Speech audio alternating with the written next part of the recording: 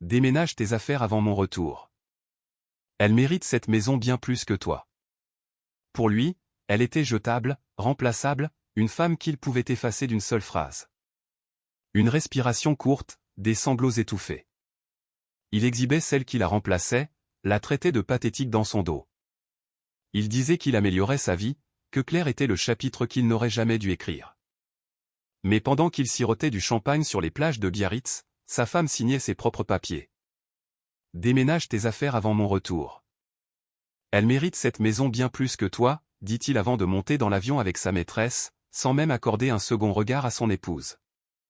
À ses yeux, elle était jetable et remplaçable, une femme qu'il pouvait expulser de sa propre vie d'une seule phrase. Il affichait des photos en ligne et la traitait de pathétique dans son dos. Il disait à tout le monde qu'il améliorait sa vie, que Claire était le chapitre qu'il n'aurait jamais dû écrire. Mais pendant qu'il sirotait du champagne sur les plages avec sa maîtresse, sa femme signait ses propres documents. Alors, lorsqu'il revint, arrogant, riant main dans la main avec la femme par laquelle il l'avait remplacée, il inséra sa clé dans la porte pour découvrir qu'elle ne fonctionnait pas. Et ce qui se produisit ensuite effaça le sourire de leurs deux visages. Parfois, ceux qu'on jette sont ceux qui réécrivent la fin. Et parfois, la maison que l'on croit posséder ne nous appartient plus. Bonjour, la famille. Bon retour. Avant de commencer, j'ai une petite demande, simple mais sincère. Abonnez-vous. Votre soutien est ce qui maintient ces histoires en vie. Chaque clic aide à faire entendre des voix qui seraient autrement oubliées et des histoires qui méritent d'être racontées. Et dans les commentaires, dites-nous d'où vous nous regardez. Parce qu'ensemble, nous ne faisons pas que raconter des histoires. Nous gardons l'espoir vivant. Claire Moreau avait appris à ne plus réagir aux insultes de son mari. Non pas parce qu'elle faisait moins mal, mais parce que montrer sa douleur ne faisait que l'encourager. Alors, quand Jean-Luc Moreau l'appela depuis le rez-de-chaussée pour demander pourquoi ses chemises n'étaient encore une fois pas repassées correctement, elle répondit calmement, même si ses mains tremblaient autour du tissu. Il voulait toujours des cols impeccables. Elle lui donnait toujours des cols impeccables. Et pourtant, ce n'était jamais suffisant. Jean-Luc entra dans la chambre avec son assurance habituelle, celle qui venait du fait de prétendre avoir plus d'argent qu'il n'en avait réellement. Sa veste de costume pendait négligemment sur son épaule, comme si des caméras étaient toujours braquées sur lui. Il balaya la pièce du regard, comme s'il attendait des applaudissements. « Claire, tu as encore mis trop d'amidon », dit-il en pinçant le col d'une chemise blanche comme s'il l'avait personnellement offensée. « C'est la même quantité que la dernière fois », répondit-elle en pliant soigneusement la chemise. La dernière fois, c'était bien. Aujourd'hui, c'est faux. Tu vois le problème ? Sa voix se durcit sur le dernier mot. Elle hocha la tête. C'était la chose la plus sûre à faire. Discuter ne faisait que le rendre plus bruyant, et elle ne voulait pas que les voisins entendent une nouvelle dispute à travers les murs fins. Les Moreau avaient une belle maison, mais le quartier résidentiel de Niort était plus resserré que Jean-Luc ne voulait l'admettre. Son rêve était un lotissement fermé, mais son salaire ne correspondait pas à son ego. Elle posa la chemise sur le lit. « Je vais la refaire. » Il soupira comme si son existence l'épuisait. « Fais-le, s'il te plaît. Je ne peux pas me présenter à des rendez-vous en donnant l'impression que je vis avec quelqu'un qui s'en fiche. » Les mots piquèrent, mais elle ne broncha pas. Elle attendit qu'il entre dans le dressing pour laisser échapper un souffle qu'elle ne savait même pas retenir. Claire était mariée avec lui depuis 8 ans. Au début, il avait été charmant, ambitieux, attentif. Quelque part en chemin, l'ambition s'était transformée en arrogance.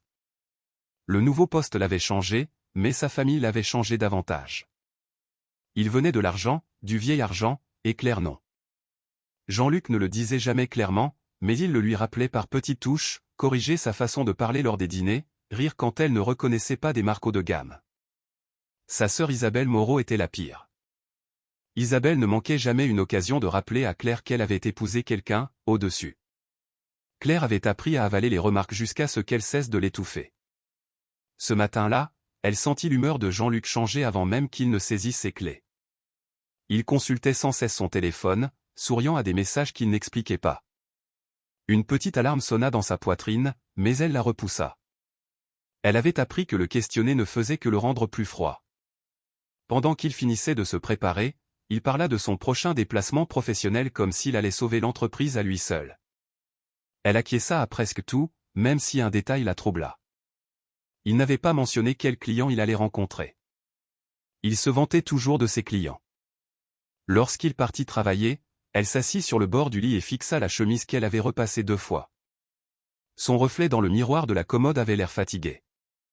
Pas physiquement épuisé, juste plus terne. Son téléphone vibra. Un message de Sophie Lambert, sa plus proche amie. Café plus tard? Tu as l'air stressé. Claire répondit rapidement, oui, s'il te plaît. Elle avait besoin de quelqu'un qui ne la traitait pas comme un fardeau. Quelqu'un qui posait des questions sans juger. Elle retrouva Sophie dans un petit café-boulangerie de quartier, près de l'épicerie. L'endroit sentait la cannelle et l'espresso. Cette normalité l'apaisa. Tu as l'air tendu, dit Sophie en remuant sa boisson. Mauvaise matinée. Comme d'habitude, Claire essaya de sourire. Il n'aimait pas la façon dont j'ai repassé sa chemise. Sophie gémit. Tu plaisantes encore? Claire haussa les épaules. Ce n'était pas la peine de discuter. Sophie se pencha vers elle. Avec lui, tout devient ça ne vaut pas la peine de discuter.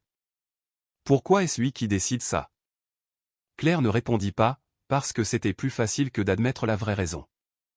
Elle avait passé des années à se modeler autour de son tempérament. Avant qu'elle ne puisse changer de sujet, son téléphone vibra à nouveau. Jean-Luc. Elle se raidit. Besoin que le costume bleu soit repassé aujourd'hui. Réunion importante demain.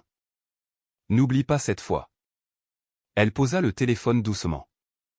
Sophie l'observa avec attention. Ça va? Claire hocha la tête, mais son sourire vacilla. Parlons d'autre chose. Elles discutèrent du travail, puis de recettes, puis de projets pour le week-end. Cela sembla presque normal jusqu'à ce que Claire regarde l'heure et réalise qu'elle devait rentrer si elle voulait finir la lessive avant le retour de Jean-Luc. Elle serra Sophie dans ses bras et se dirigea vers le parking. Alors qu'elle atteignait sa voiture, une voix s'éleva derrière le bâtiment, une voix familière, celle de Jean-Luc. Elle se figea. Il était au coin de la rue, parlant fort à quelqu'un au téléphone. Claire s'approcha silencieusement du son, prenant soin de ne pas faire de bruit. Elle n'était pas du genre à écouter aux portes, mais quelque chose dans son ton sonnait faux. Cruel, même. Franchement, elle a de la chance que je l'ai gardée aussi longtemps, dit-il en riant. Le cœur de Claire cogna contre ses côtes. Tu sais comment c'est, continua Jean-Luc. Certaines femmes finissent par te coller à la peau parce qu'elles sont utiles. Claire, ça va, je suppose, mais j'en ai fini de faire semblant qu'elle a sa place dans mon monde. J'ai besoin d'une partenaire qui m'élève vraiment.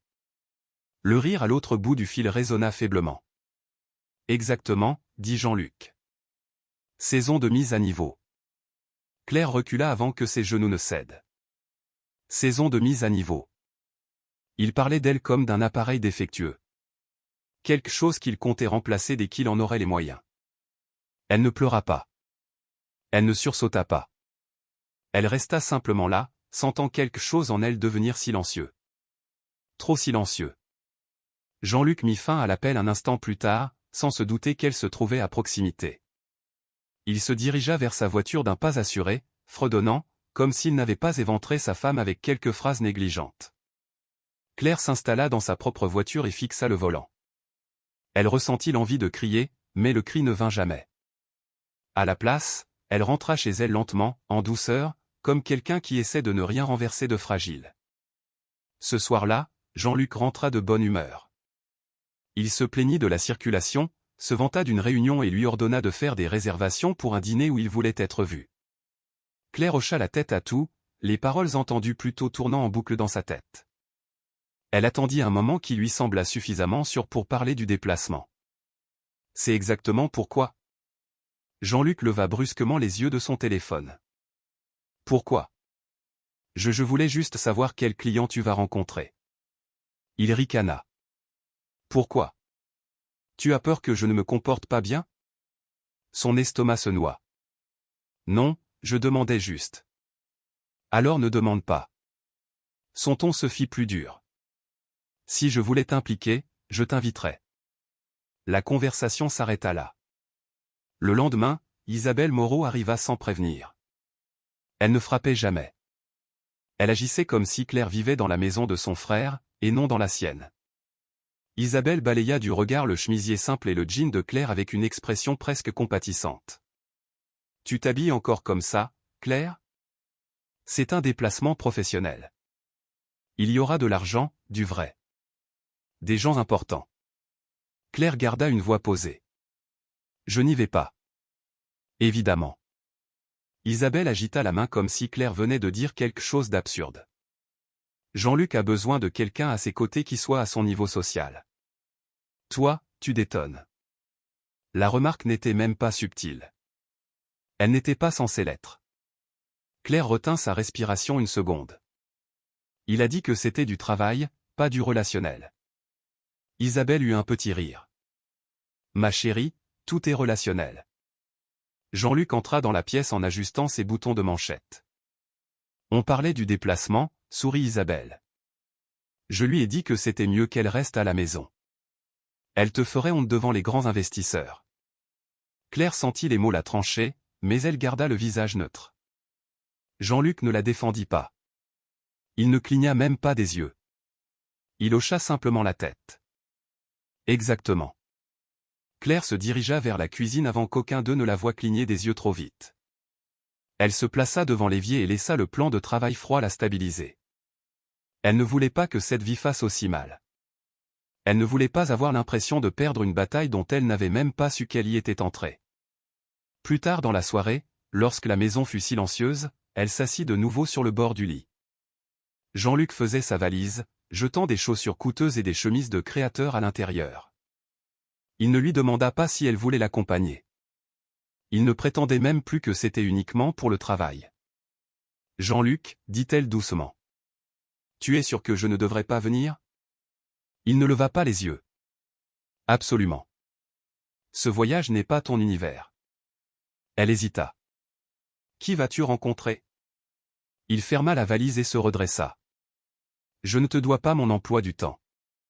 Contente-toi de gérer les choses ici. » Sa poitrine se serra, mais elle n'insista pas.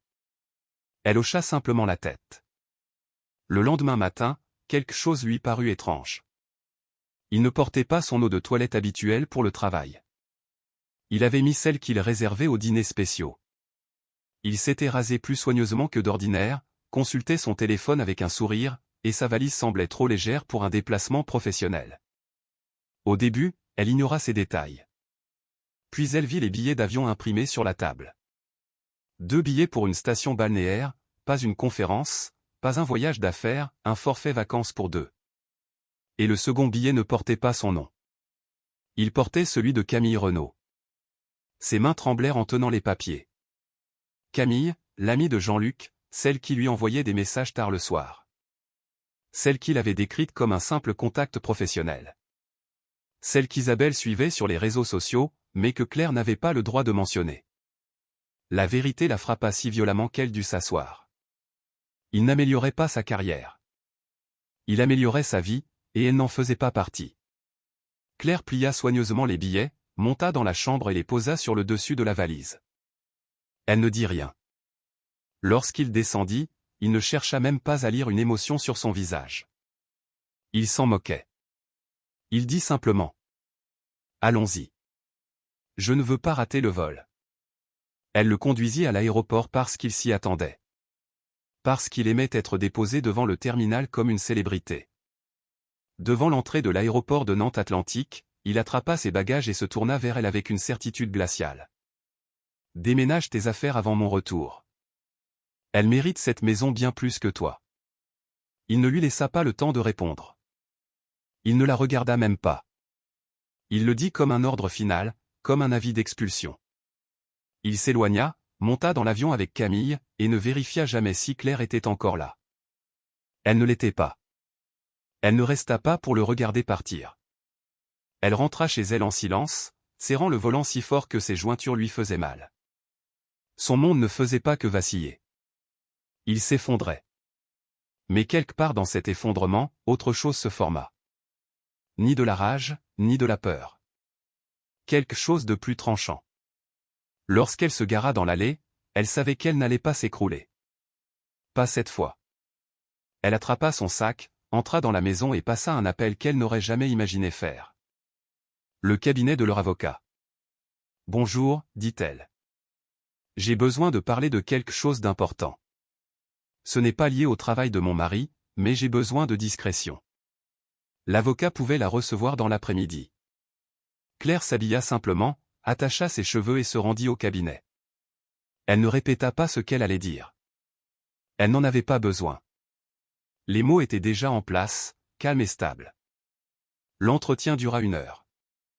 Elle parla avec précaution. Maître Dubois écouta avec une inquiétude grandissante. Des documents furent préparés. Des options furent exposées. Lorsqu'elle quitta le bureau, elle ne pleura pas. Elle ne sourit pas non plus. Elle se sentit simplement éveillée. Elle rentra chez elle, s'assit à la table de la cuisine et ouvrit le dossier qu'on lui avait remis. Sa main resta suspendue au-dessus de la ligne de signature. Vendre la maison n'était pas une vengeance. C'était la seule chose qui lui restait pour se protéger. La seule chose que Jean-Luc ne pouvait pas prendre sans son consentement, à moins qu'elle ne la cède la première. Elle prit le stylo. Elle signa. Et quelque part, à des kilomètres de là, Jean-Luc leva une coupe de champagne à un avenir qu'il pensait contrôler. Lorsque Claire termina de signer, l'avocat rassembla les documents en une pile nette et tapota 2 fois le coin, scellant l'instant. « Je traite tout aujourd'hui. L'acheteur a versé la compte il y a 1 heure, la vente est donc déjà engagée.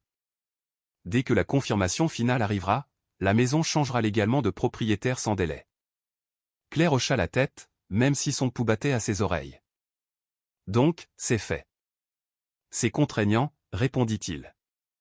À moins que vous ne décidiez autrement. Vous seul, pas votre mari. » Cela comptait plus qu'elle ne l'aurait cru. Pendant des années, les décisions avaient été prises autour d'elle, au-dessus d'elle, à travers elle. Cette fois, elle en avait pris une qu'aucune autre personne ne pouvait annuler. L'avocat hésita lorsqu'elle se leva. « Vous êtes sûre que ça va, Claire ?» Elle ne faisait pas confiance à sa voix, alors elle se contenta d'un petit hochement de tête assuré. Il n'insista pas. Il lui remit un dernier jeu de clés temporaires que l'acheteur avait demandé qu'elle conserve jusqu'à la remise définitive. Elles étaient en métal simple, gravées de numéros plutôt que de mots. Les tenir donnait l'impression de tenir le dernier fragment d'une vie qu'elle choisissait de quitter. Lorsqu'elle sortit de l'immeuble, le soleil de fin d'après-midi la frappa d'une chaleur soudaine. Elle cligna des yeux, se sentant étrangement exposée à la lumière. Les voitures passaient, les gens se hâtaient sur les trottoirs, et le monde semblait ignorer que sa vie venait d'être coupée net en deux. Elle marcha lentement jusqu'à sa voiture, non par hésitation, mais parce que la finalité de tout cela avait un poids auquel elle devait s'habituer. Les clés, fraîches dans sa main, la ramenaient au présent. Son téléphone vibra. Un message de Jean-Luc apparut. Pas de réseau pendant un moment. Gère les choses. Pas de merci. Pas de « je t'aime ». Pas même son prénom. Juste un ordre de plus. Elle fixa le message plus longtemps que nécessaire, puis verrouilla son téléphone et le posa face contre le siège passager. Ses mains étaient stables maintenant. Trop stables. Sur le trajet du retour, la ville de Niort défila derrière les vitres. Ses pensées se formaient et se reformaient, non pas chaotiques, mais concentrées. Jean-Luc lui avait dit de déménager ses affaires. Il s'attendait à rentrer chez lui pour une victoire nette, une sortie silencieuse, une épouse prête à disparaître simplement parce qu'il avait décidé que c'était fini. Il n'avait jamais imaginé qu'elle puisse choisir autre chose, quelque chose pour elle-même. Lorsqu'elle atteignit le quartier, elle ralentit en abordant le virage familier de la rue. La maison était exactement comme toujours. Boiserie blanche, large véranda, la balancelle que Jean-Luc avait promis de réparer un jour et qu'il n'avait jamais réparée. Rien ne semblait différent de l'extérieur. Pourtant, tout avait changé. Elle se gara dans l'allée et resta un moment à regarder la porte d'entrée. Elle pouvait encore voir les 8 années passées à l'intérieur. Les bons dîners, les disputes, les fêtes qu'elle avait tenté de rendre spéciales même lorsqu'il la rabaissait. Les nuits où il rentrait tard avec des excuses qui s'effondraient dès qu'elle posait une question douce. Sa vie était dans cette maison. Sa liberté était dans les papiers qu'elle venait de signer. Lorsqu'elle sortit enfin de la voiture, l'air lui parut plus léger que ce matin-là. Elle monta les marches du perron. Le bois craqua sous ses pas. Et pour la première fois, elle ne sursauta pas au bruit. Bientôt, ce ne serait plus son problème. Bientôt, ce ne serait plus son fardeau. À l'intérieur, la maison semblait plus silencieuse que d'habitude. Pas vide. Simplement en pause, comme si les murs attendaient de voir ce qu'elle ferait ensuite. Claire porta le dossier jusqu'à la table de la salle à manger, le posa, puis déposa les clés dessus. Elle n'avait pas besoin de relire les documents. Elle savait ce qu'elle avait signé. Son téléphone vibra encore. Cette fois, c'était Isabelle. Jean-Luc dit, « Tu fais encore ta tête. Ne complique pas les choses. Déménage tes affaires.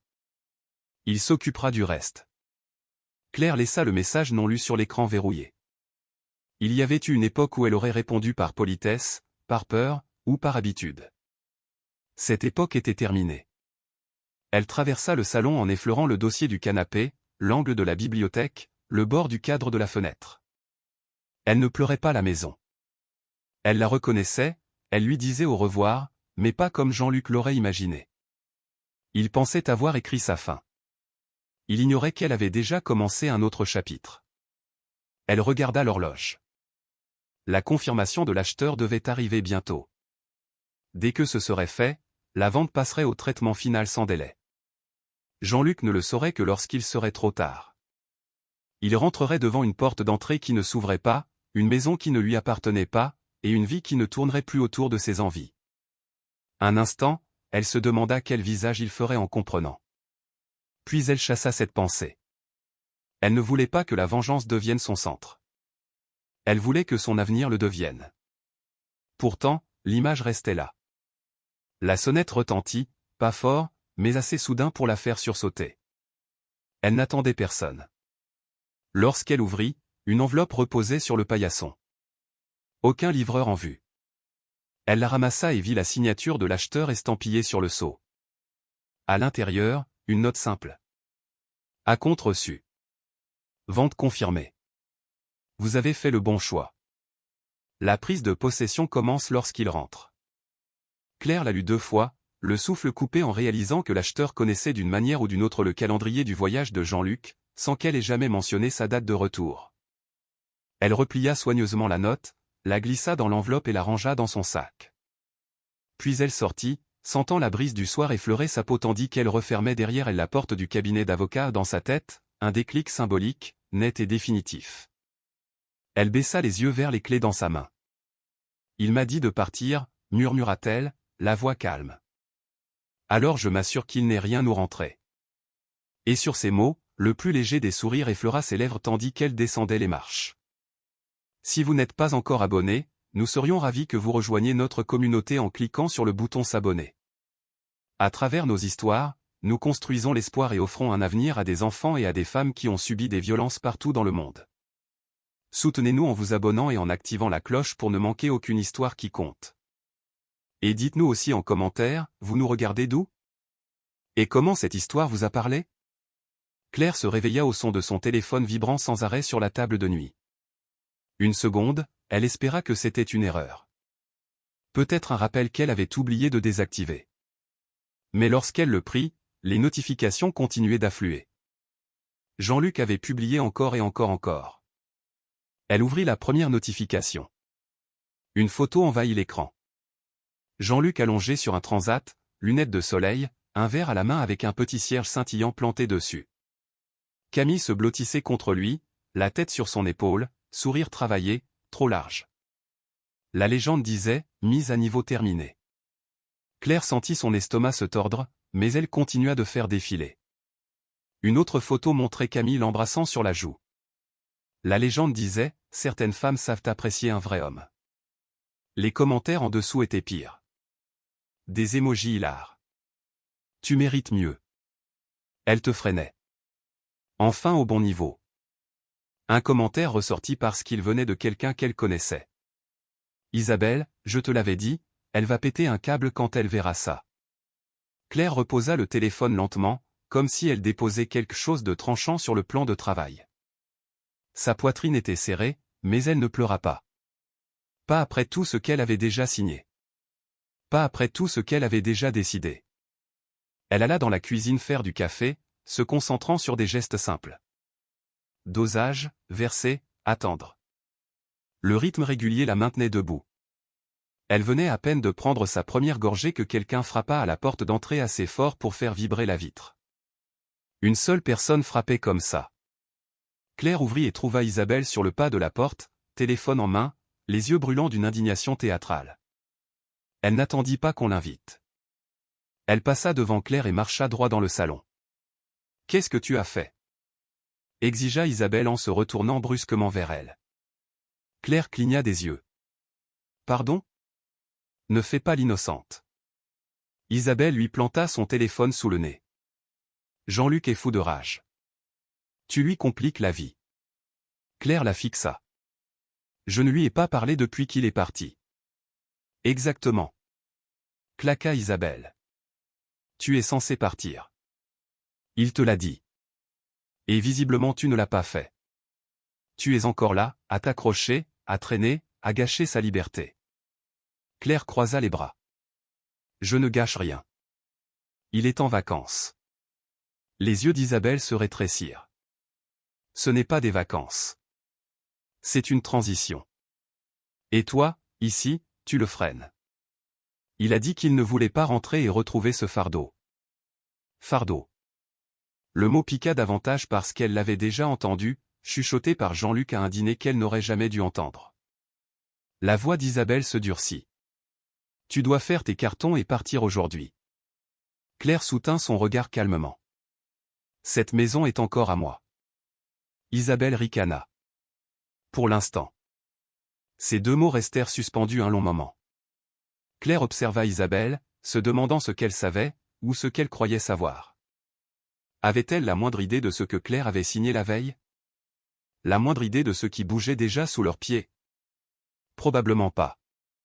Isabelle était trop sûre d'elle pour imaginer quoi que ce soit hors de son contrôle. Je partirai quand je serai prête, dit Claire. Non, répondit Isabelle en s'avançant. Tu partiras quand Jean-Luc le voudra. Quelque chose en Claire, quelque chose de meurtri et patient depuis des années, se posa enfin avec une fermeté silencieuse, impossible à casser. Elle secoua la tête. Plus maintenant. Le visage d'Isabelle vacilla une fraction de seconde. Elle avait l'air sincèrement déstabilisée, comme si elle n'avait jamais entendu Claire dire non de toute sa vie. Cela donna à Claire un peu plus de force, ne serait-ce qu'un peu. Isabelle leva les yeux au ciel. Cette attitude, c'est exactement pour ça qu'il est parti. Claire ne répondit pas. Elle n'en avait pas besoin. Isabelle était déjà en train de foncer vers la porte. Quand il rentrera, tu n'aimeras pas la façon dont ça se termine, prévint-elle. Et ce sera de ta faute. La porte claqua, et le silence remplit de nouveau la maison. Claire expira lentement. Elle n'était pas secouée, pas comme avant. Elle s'attendait au retour de Flamme, mais le recevoir en pleine figure restait un choc. Elle retourna dans la cuisine, reposa sa tasse et s'appuya contre le plan de travail. Son téléphone vibra encore, cette fois un appel de Sophie. Claire hésita avant de décrocher. « Allô » dit la voix de Sophie, douce mais tendue. « J'ai vu les publications. »« Ça va ?»« Ça va » répondit Claire, même si ce n'était pas vrai. Mais elle appréciait que Sophie demande avec douceur, pas avec accusation comme les autres. « Écoute, dit Sophie, je dois te dire quelque chose et tu vas te mettre en colère. » Claire se redressa. « Quoi ?» Sophie poussa un long soupir. « Je savais pour Camille depuis un moment. » Tout en Claire se figea. « Depuis combien de temps ?»« Des mois, admit Sophie. Je ne connaissais pas tous les détails, mais je les ai vus ensemble une fois. Et puis j'ai vu des messages apparaître sur son téléphone quand tu l'avais laissé chez moi. Je ne savais pas comment te le dire. Je ne voulais pas te faire de mal. » La gorge de Claire se serra. « Mais tu ne me l'as pas dit. »« Pas du tout. »« Je suis désolé, dit Sophie, la voix qui se brisait. Tu étais déjà en difficulté, et je me suis dit que peut-être il arrêterait tout seul. Je me répétais que ce n'était pas à moi d'intervenir. Je suis désolé, c'est... » Claire ferma les yeux. L'entendre de la bouche de sa meilleure amie faisait mal autrement. Silencieusement, profondément, comme un bleu qui éclot sous la peau. « Tu aurais dû me le dire, » murmura Claire. « Je sais, » dit Sophie. « J'ai merdé. Je croyais te protéger, mais j'ai rendu ça pire. » Claire ne savait pas quoi dire. Elle ne cria pas. Elle ne pleura pas. Elle sentit seulement quelque chose de lourd se poser dans sa poitrine, comme un autre morceau de sa vie qui se décalait hors de sa place. « J'ai besoin de temps, » dit-elle finalement. Sophie ne discuta pas. « D'accord, je comprends. » Elles raccrochèrent et Claire fixa le téléphone silencieux. Elle avait l'impression que tout le monde, dans sa vie, connaissait des morceaux de vérité sauf elle. Il décidait de ce qu'elle pouvait encaisser, de ce qu'elle devait entendre, de ce dont il fallait la protéger, comme si elle était du verre fragile au lieu d'une personne ayant le droit de connaître sa propre vie. Ses doigts tremblaient légèrement, mais elle se ressaisit. Elle avait encore des choses à faire. Elle avait encore un plan, même s'il n'était pas totalement formé. Elle alla jusqu'au petit bureau dans un coin et ouvrit son ordinateur portable. Facture, relevé, email. Elle parcourut tout lentement, méthodiquement. Quand elle ouvrit le compte joint, sa respiration se bloqua. Le solde était faux. Vraiment faux. Elle déroula l'historique des opérations, le cœur battant à mesure qu'elle faisait défiler. Restaurants coûteux, boutiques de luxe, réservations d'hôtels, tout débité sur leur compte commun. Tout au cours de la dernière année, et tout correspondait à la période où Camille était entrée dans la vie de Jean-Luc. Il avait vidé leurs économies. Chaque mois, un peu plus disparaissait.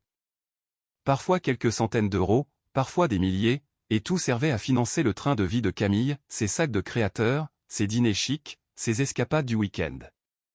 Claire porta sa main à sa bouche. Elle se sentit malade, trahie d'une façon qui brûlait plus profondément que l'infidélité. Il ne l'avait pas seulement quittée. Il avait dépouillé sa vie financièrement, la préparant à échouer. La maison, son héritage, la seule chose qu'il ne pouvait pas toucher sans sa signature. À présent, elle comprenait pourquoi il voulait la faire partir si vite, pourquoi il se fichait qu'elle pleure, qu'elle se batte ou qu'elle supplie. Il voulait qu'elle soit dehors pour tenter de prendre ce qu'il restait. Mais elle l'avait déjà vendu. Elle referma l'ordinateur portable lentement, régulant sa respiration. Tout s'emboîtait, maintenant. Chaque insulte, chaque coup, chaque changement brutal d'attitude, il ne la remplaçait pas seulement émotionnellement. Il la remplaçait financièrement aussi. Il l'effaçait de leur vie commune, opération après opération. Elle appuya sa main sur la table pour se stabiliser. Ce n'était pas terminé. Elle avait encore des choix à faire, d'autres vérités à découvrir. Mais la maison était à elle, et la vendre n'était pas seulement une riposte. C'était de la survie. Claire referma son ordinateur et resta assise un long moment, écoutant le ronronnement du réfrigérateur, le tic-tac de l'horloge murale, l'immobilité autour d'elle. La maison lui semblait différente, maintenant. Pas vide, chargée, comme si elle comprenait quelque chose qu'elle n'avait pas osé s'avouer avant aujourd'hui. Cet endroit n'était pas seulement des murs et un toit. C'était la dernière part de sa vie que Jean-Luc n'avait pas déjà prise. Et il venait la chercher. En silence, lentement, comme quelqu'un qui démonte une voiture pièce par pièce jusqu'à ce qu'elle ne puisse plus rouler. Elle avait besoin d'air.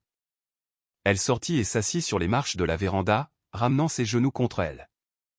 Le soleil de l'après-midi réchauffait sa peau, mais ses mains étaient froides. Elle essayait encore d'absorber tout ça quand son téléphone vibra avec un nouveau message. Numéro inconnu. Nous devons avancer la visite plus tôt que prévu. Son souffle se coupa. L'acheteur. Elle fixa le message, sans savoir si elle était prête à affronter ce qui allait suivre, puis elle répondit, « Quand ?» La réponse arriva presque aussitôt.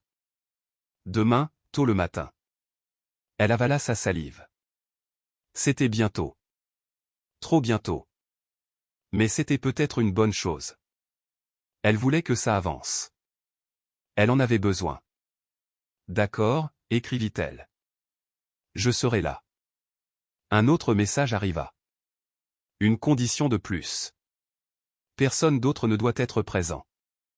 Ni ami, ni famille. Un frisson lui remonta l'échine. La formulation n'était pas menaçante, mais elle n'était pas banale non plus. C'était intentionnel, comme si l'acheteur comprenait exactement à quel point sa vie était devenue compliquée et ne voulait aucun témoin. Elle répondit, compris. Puis elle posa son téléphone près d'elle et regarda la cour. Le silence semblait plus tranchant, plus lourd. Elle ne savait pas qui était l'acheteur ni pourquoi il s'investissait autant, mais l'inquiétude restait là, comme une ombre impossible à chasser. Quand elle rentra, elle se força à nettoyer un peu, plier des couvertures, ramasser des objets éparpillés, essuyer les plans de travail. Elle ne préparait pas tant la maison pour la visite qu'elle n'essayait d'empêcher son esprit de partir en spirale. Vers 5 heures, son téléphone sonna. Elle vit l'appelant et sentit son estomac se nouer. Le travail. Elle faillit ne pas répondre, mais elle avait besoin de ce revenu plus que jamais, au moins jusqu'à ce que la vente soit finalisée. Allô, ici Claire. À l'autre bout du fil, sa responsable s'éclaircit la gorge. Claire, j'ai bien peur d'avoir une mauvaise nouvelle. L'entreprise fait des coupes et nous devons nous séparer de certains employés à temps partiel. Aujourd'hui sera votre dernier jour officiel. Claire se figea. Je ne comprends pas. Pourquoi moi? Nous restructurons, dit sa responsable doucement. Je suis vraiment désolé, mais quelque chose, dans son ton, sonnait faux. Mis en scène. Répétez. Claire insista un peu. Est-ce vraiment une question de budget, ou est-ce que quelqu'un a dit quelque chose? Un long silence. Puis, à voix basse, on m'a demandé de ne pas faire d'autres commentaires. Le cœur de Claire s'effondra. Il n'y avait qu'une seule personne assez investie pour se mêler de ça, et assez cruelle pour le faire s'ensiller. Isabelle, je vois, murmura Claire. Je suis vraiment désolé, reprit sa responsable. Si je pouvais changer ça, je le ferais. Claire la remercia et raccrocha. Elle s'assit lentement, essayant de comprendre jusqu'où Isabelle était prête à aller pour la pousser hors de la maison, hors de la vie de Jean-Luc, hors de tout. Perdre son travail ne la brisa pas. Cela clarifia les choses. La moindre sympathie qu'elle avait pu garder pour la famille de Jean-Luc s'évapora complètement. Ils n'essayaient pas de l'aider, lui. Ils essayaient de l'effacer, elle. Elle retourna dans le salon, passant sa main sur le mur sans y penser. Des années plus tôt, Jean-Luc s'était tenu à ses côtés, dans cette même pièce, et lui avait dit que cette maison serait leur base, leur départ, leur sécurité. Il n'avait jamais reconnu que c'était l'héritage de Claire qu'il avait payé, le dernier cadeau de sa mère, son passé, son sacrifice. Il avait réécrit l'histoire jusqu'à croire qu'il avait tout construit lui-même. Mais la vérité était là, dans le bois, le plâtre et les souvenirs. C'était à elle. La vendre n'était pas une vengeance. C'était reprendre ce qu'il avait essayé de voler. Son téléphone vibra de nouveau. Cette fois, c'était Sophie, on peut parler, s'il te plaît? Claire hésita, la poitrine serrée, se rappelant Sophie avouant qu'elle savait pour la tromperie depuis des mois.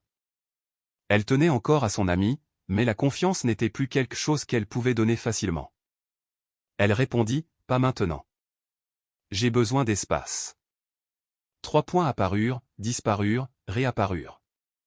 Puis Sophie envoya un dernier message, je suis là quand tu seras prête. Claire ne répondit pas. Pas encore. Tout bougeait dans sa vie, et elle devait d'abord retrouver son propre équilibre avant de se tourner vers celui des autres. Elle prépara un dîner simple et mangea debout au plan de travail. Le silence avait du poids, mais il ne lui faisait pas peur. Elle avait vécu avec des choses plus bruyantes, les critiques de Jean-Luc, les humiliations d'Isabelle, le murmure du nom de Camille dans des endroits où il n'aurait jamais dû exister. Elle fit la vaisselle, s'essuya les mains et regarda l'heure. Presque 21 heures. La visite de la maison serait tôt. Elle devait être prête. Avant de se coucher, elle traversa chaque pièce, éteignant les lumières, touchant les poignées de porte, vérifiant que les fenêtres étaient verrouillées pas par peur, par habitude, par quelque chose de familier. Dans une journée pleine de virages inattendus, elle se glissa dans le lit et fixa le plafond. Elle entendait encore les mots de Sophie, je savais pour Camille depuis des mois. Elle repoussa ses pensées et se concentra sur sa respiration, lente, régulière, contrôlée. Finalement, elle s'endormit. Le lendemain matin, elle se leva tôt et nettoya encore. Même si la maison n'en avait pas besoin, elle voulait que tout paraisse ordonné pour la visite. Elle voulait que l'acheteur voie qu'elle respectait son espace, même si Jean-Luc ne l'avait jamais fait. À 8h15, son téléphone vibra, « J'arrive bientôt ». Elle jeta un coup d'œil par la fenêtre, s'attendant à voir une voiture se garer, mais la rue resta silencieuse. Les minutes s'étirèrent. 10 passèrent, puis 15. Elle commença à se demander si l'acheteur avait changé d'avis quand un léger coup frappa à la porte d'entrée. Elle ouvrit, s'attendant à voir un porte-document, peut-être un couple au sourire poli. À la place, le seuil était vide. Personne. Mais une enveloppe reposait sur le paillasson, identique à celle laissée la veille. Claire se pencha, la ramassa, et l'ouvrit à l'intérieur. À l'intérieur, il n'y avait qu'une seule ligne. « Je préfère la discrétion. » La visite est terminée. Elle fixa les mots, confuse, balayant la maison du regard. Rien ne semblait touché. Rien ne semblait déplacé. Son téléphone sonna soudain, la faisant sursauter.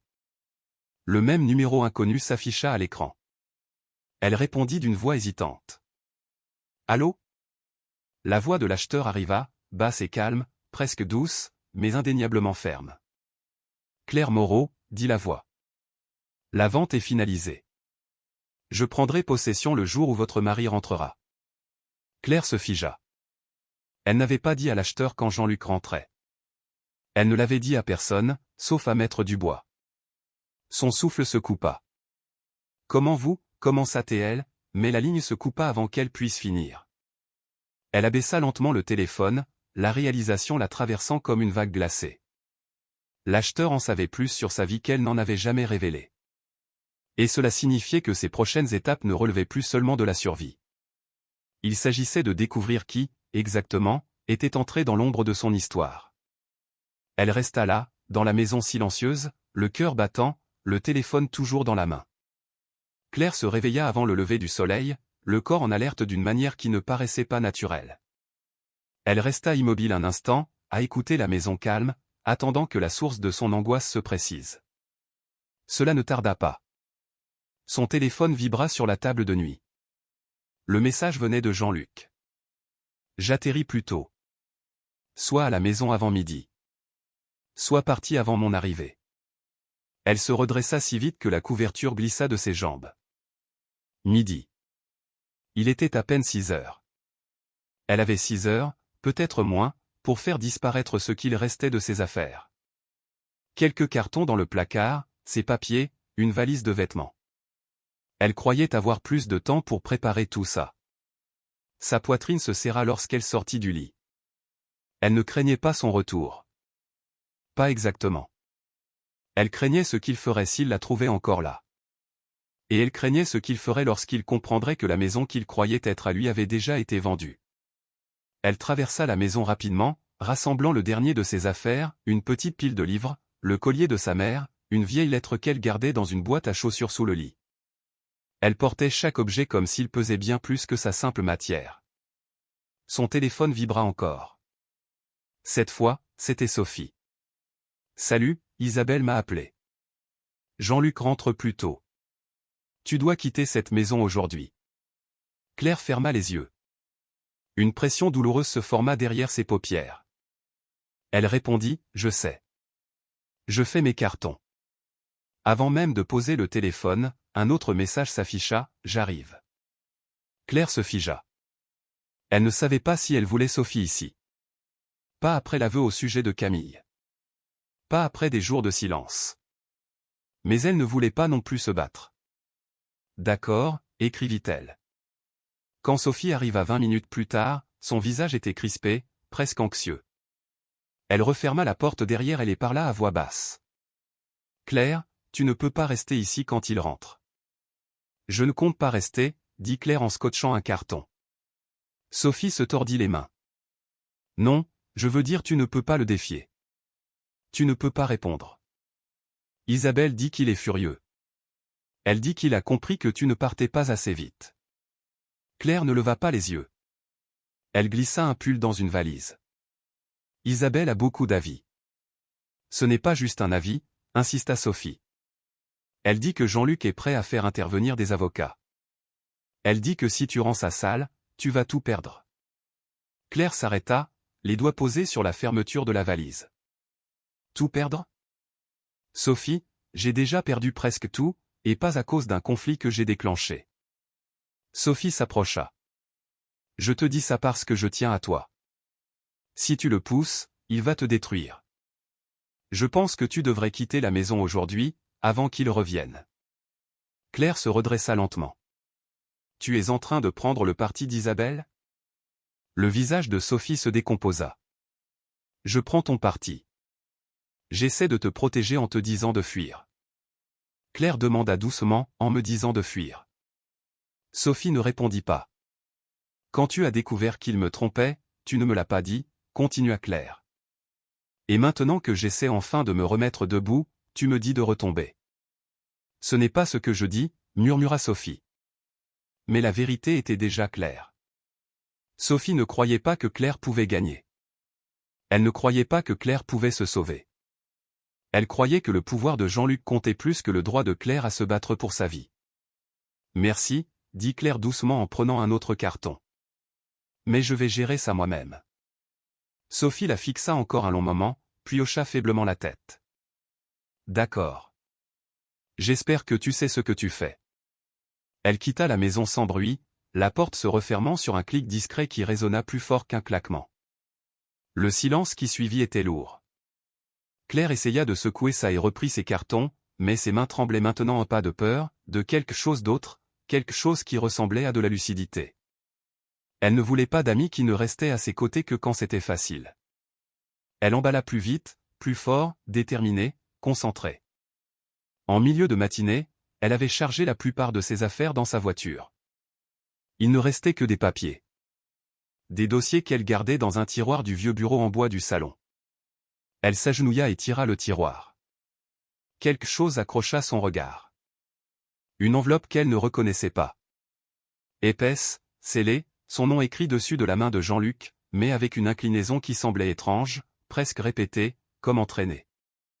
Elle fronça les sourcils et l'ouvrit. À l'intérieur, il y avait une copie de l'acte de propriété, sauf que cet acte ne ressemblait pas à l'original dont elle se souvenait. Celui-ci indiquait Jean-Luc Moreau comme unique propriétaire. Son nom à elle n'y figurait pas. L'air quitta les poumons de Claire. Elle regarda la date. 7 mois plus tôt. 7 mois plus tôt, quand il lui avait dit qu'il s'était occupé des papiers pendant le refinancement, quand il avait insisté qu'elle n'avait rien à signer parce que c'était de la routine. Quand elle lui avait fait confiance pour gérer, parce qu'elle croyait que le mariage, c'était des responsabilités partagées, pas des trahisons secrètes. Elle retourna la page. Sa signature apparaissait sur la ligne « Conjoint ». Sauf que ce n'était pas la sienne. Même pas proche. C'était une falsification. Ses mains tremblèrent violemment, au point que le papier bruisse. Il avait retiré son nom de l'acte des mois plus tôt, en silence, volontairement, tout en vidant leur compte et en préparant sa vie avec Camille. Il avait tout planifié. Son départ, sa chute, son silence. Elle n'avait pas seulement vendu sa maison, elle avait vendu son crime.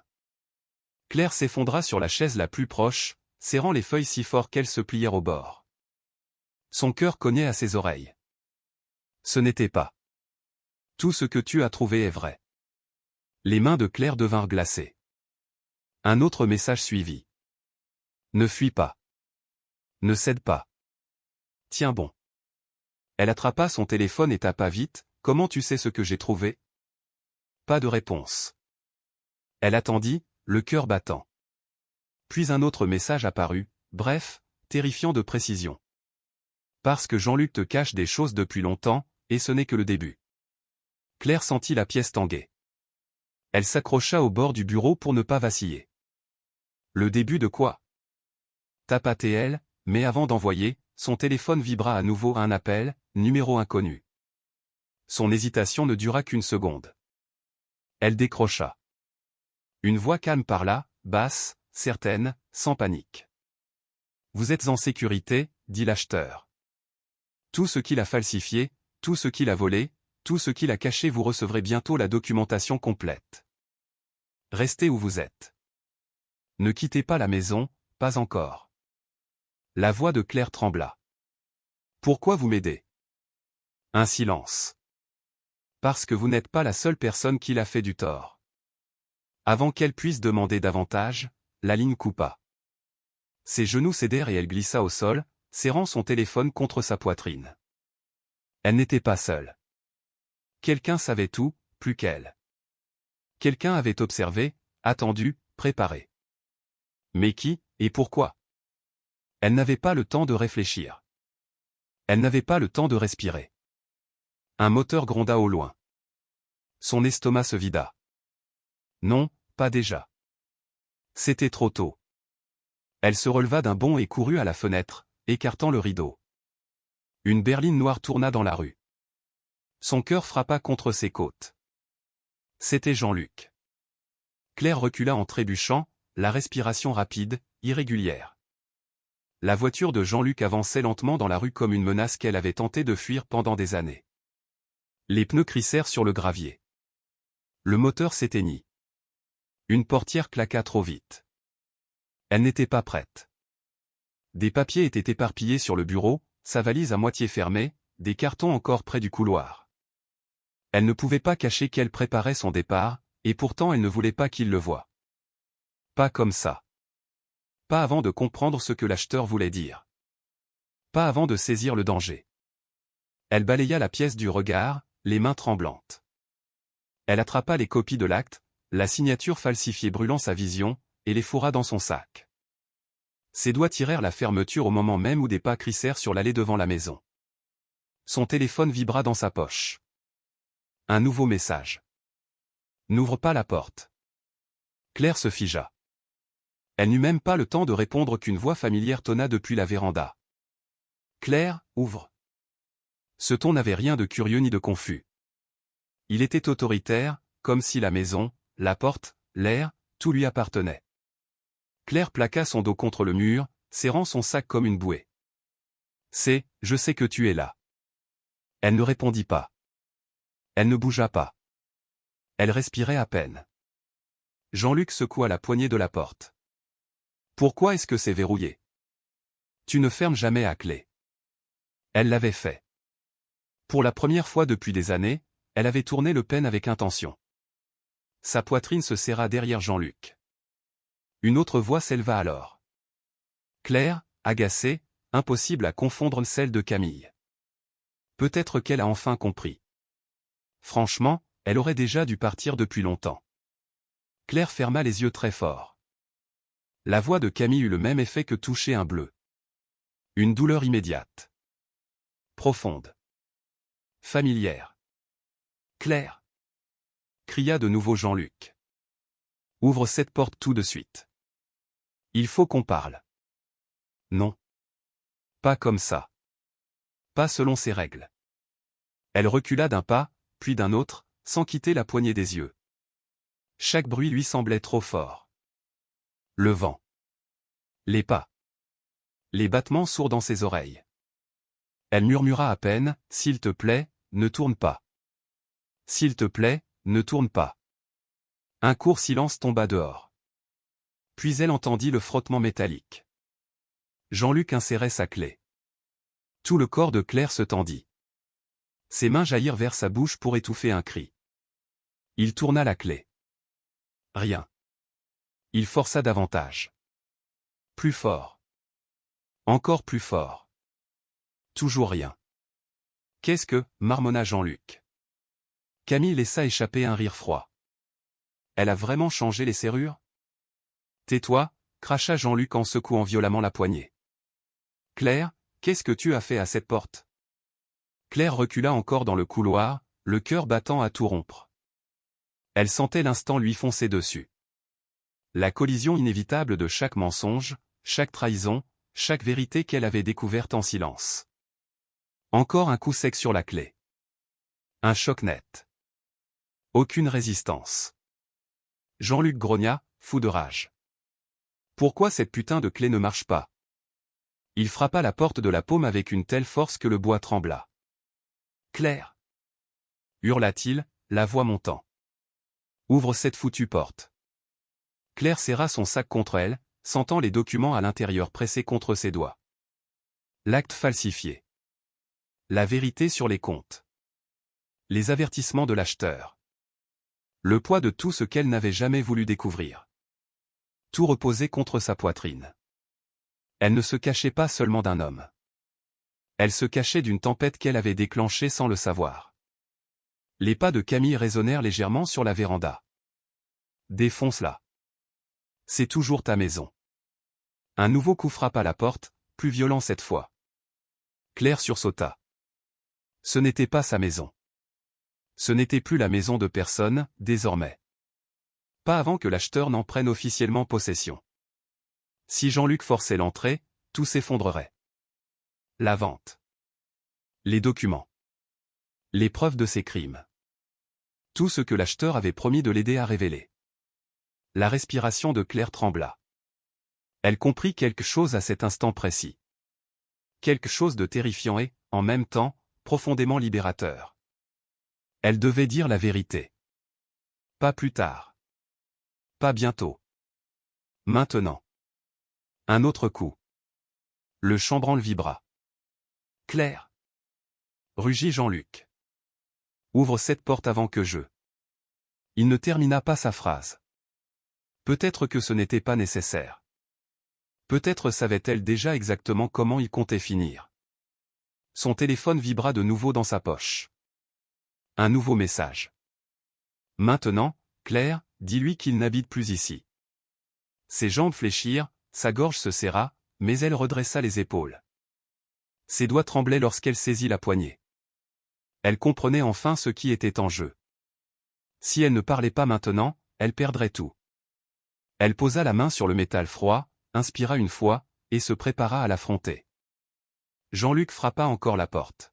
« Pourquoi cette putain de clé ne marche pas » hurla-t-il. Claire comprit qu'elle n'avait plus le choix. Elle calma sa respiration, ses doigts serrés autour de la poignée. De l'autre côté, la colère de Jean-Luc faisait trembler le bois à chaque coup. Camille marmonnait des reproches entre ses dents, faisant les 100 pas comme une spectatrice impatiente attendant que le spectacle commence. Claire avala difficilement sa salive. Elle n'était plus la femme qui implorait sa patience. Elle n'était plus l'ombre silencieuse qui le repoussait. Elle avait des documents.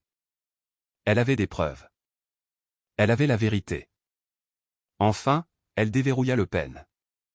Le déclic résonna comme un coup de feu. Jean-Luc frappa encore la porte.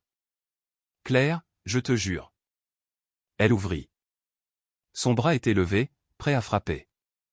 Il se figea en la voyant debout devant lui, calme, inflexible.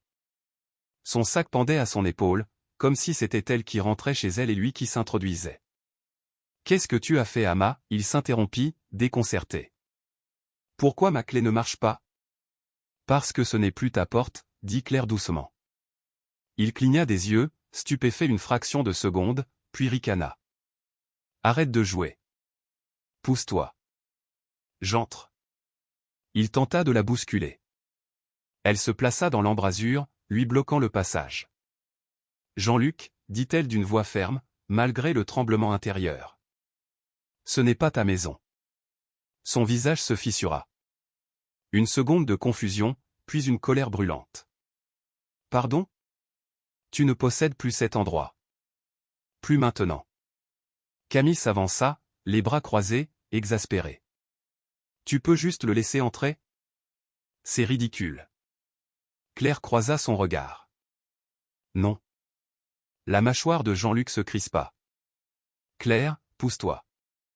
Maintenant. »« Je ne peux pas, » répondit-elle. « Et même si je le faisais, ça ne changerait rien. Ta clé ne fonctionnera plus jamais ici. » Camille ricana. « Tu as changé les serrures ? » Pathétique. Claire plongea la main dans son sac et en sortit la liasse de documents. Ce que l'acheteur lui avait envoyé. Ce qu'elle avait imprimé. Ce qu'elle avait lu en dormant à peine. Elle les serra contre sa poitrine à deux mains. « Jean-Luc, » dit-elle, la voix basse mais tranchante. « J'ai vendu la maison. » Toute la véranda se figea. Pendant une fraction de seconde, le visage de Jean-Luc se vida, puis vira au rouge d'une rage qu'elle ne lui avait jamais vue, même au pire. « Tu as fait quoi ? » Tu m'as dit de partir, répondit Claire.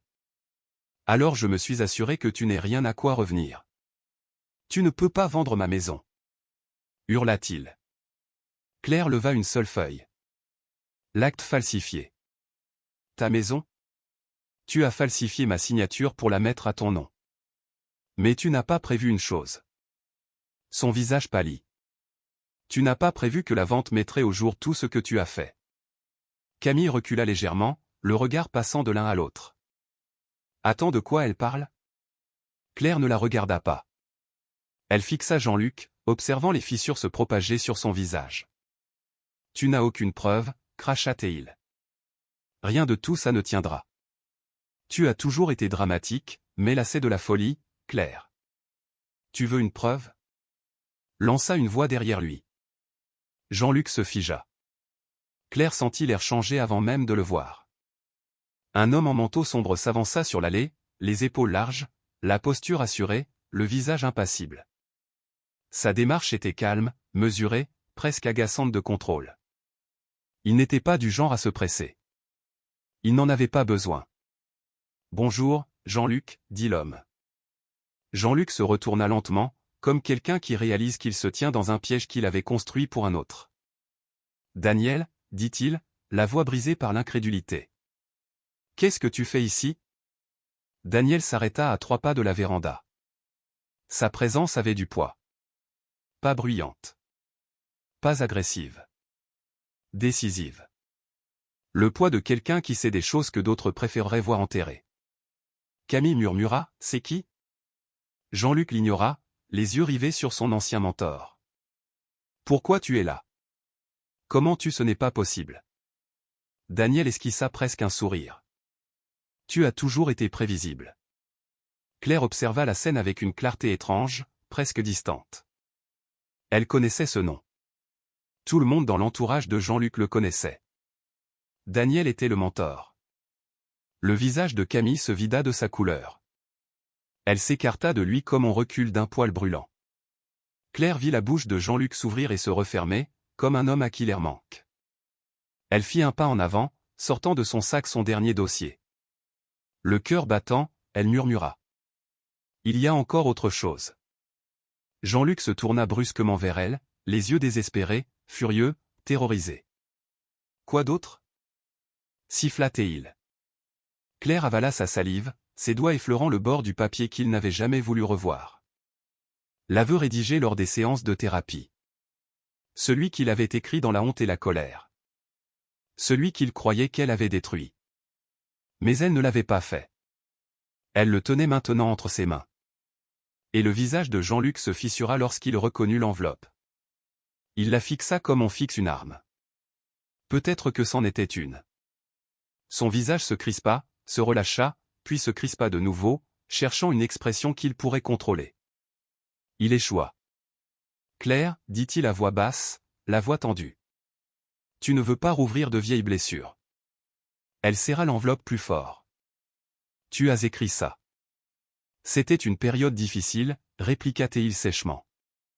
La thérapie fait dire des choses qu'on ne pense pas vraiment. Tu ne les as pas dites, répondit-elle. Tu les as écrites. De ta propre main. Tu as signé.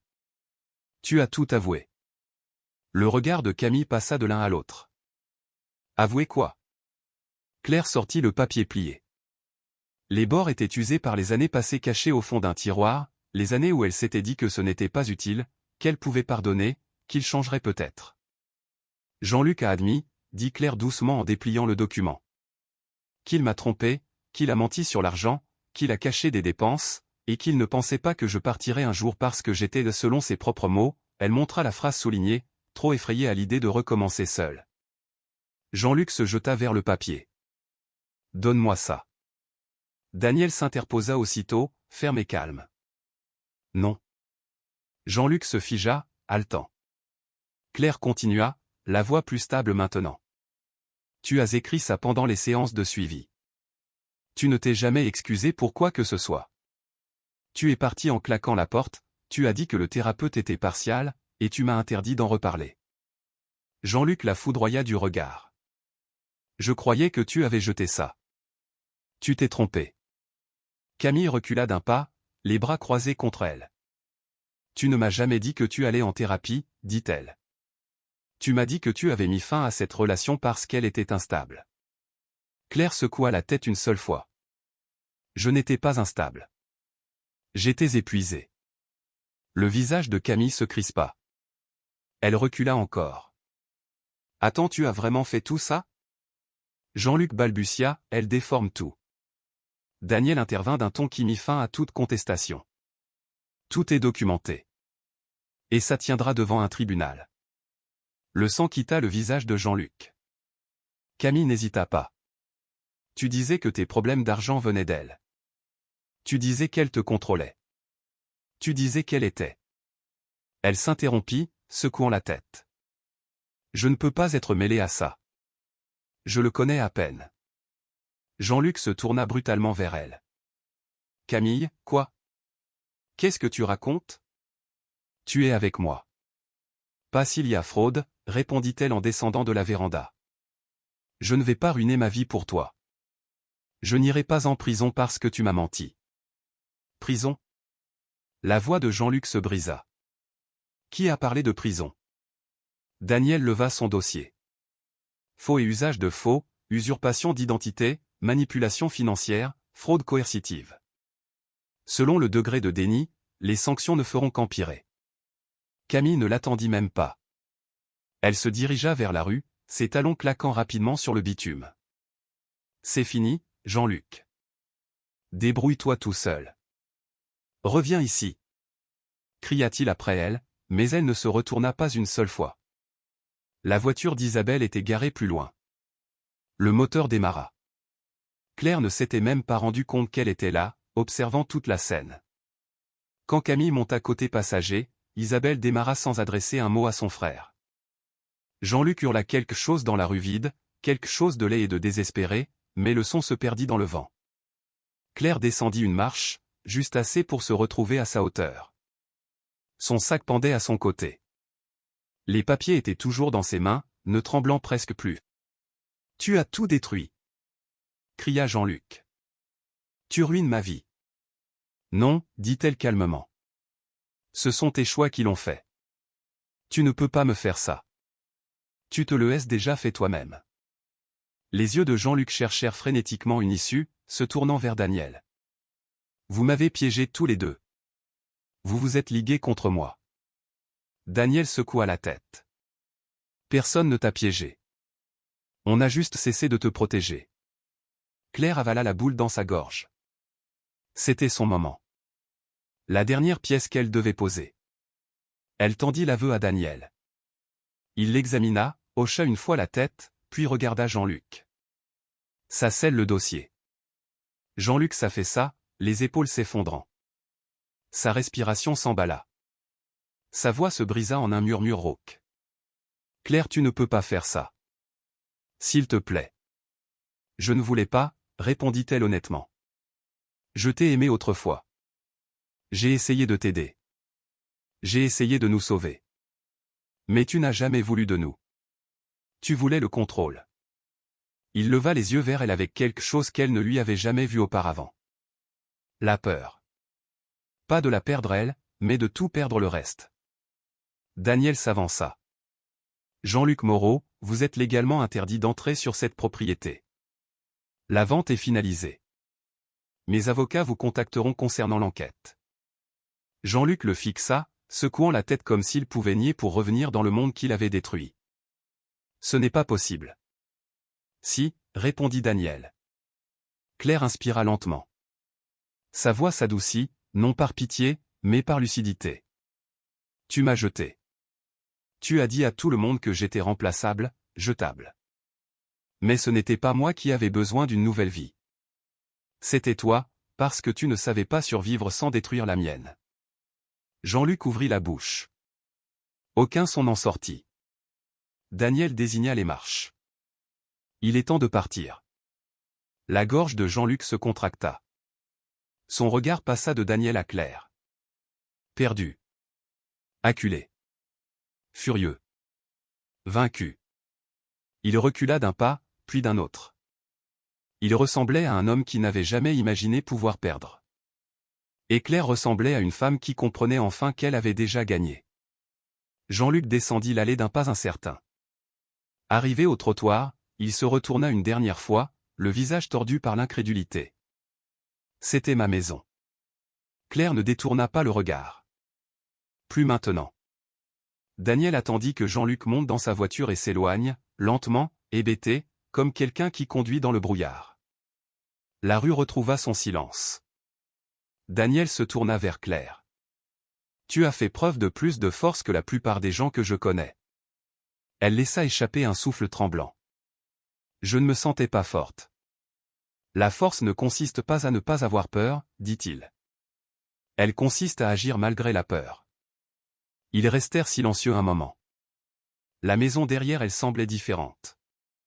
Ni une cage, ni un champ de bataille. Juste un lieu qu'elle avait traversé et survécu. « C'est vraiment fini ?» demanda-t-elle. Daniel hocha la tête. « Autant que nécessaire. Tu es protégé. La vente est légale. Les documents sont sécurisés. Ces actes sont documentés et traçables. Tu es libre. » Elle ferma les yeux, laissant ces mots se déposer en elle comme une chaleur douce. Libre. Elle n'avait pas ressenti cela depuis le jour de son mariage. Daniel lui remit l'attestation finale de vente. Ta part sera transférée d'ici la fin de la journée. Utilise-la pour recommencer. Elle prit les papiers à deux mains. Merci. Ne me remercie pas, répondit-il. Remercie-toi. Tu as pris la décision. Tu as signé. Tu as choisi de partir. Il lui adressa un dernier signe de tête et s'en alla. Quand sa voiture disparut au bout de la rue, Claire resta seule sur la véranda. Les clés pendaient à sa main, les provisoires qu'elle gardait encore avant de les rendre. Elles cliquetèrent doucement contre sa paume. Elle regarda une dernière fois à l'intérieur, non avec tristesse, mais avec apaisement. On pense que les gens silencieux se brisent facilement. On pense que ceux qu'on rejette restent petits. On pense que les voix douces ne se battent jamais. Mais on ne voit pas les tempêtes qui naissent dans le silence. Jamais. Elle entra une dernière fois, traversa le salon, puis ouvrit la porte arrière pour laisser entrer la brise de fin d'après-midi. Elle emporta avec elle la poussière, les souvenirs, et les dernières traces de celle qu'elle avait été. Claire sourit. Pas largement. Mais sincèrement. Puis elle murmura la vérité qu'elle avait gagnée, la vérité qu'elle avait vécue pour pouvoir la dire. Parfois, la maison que tu pensais posséder n'a jamais été la tienne. Et parfois, la femme que tu as jetée est celle qui réécrit la fin.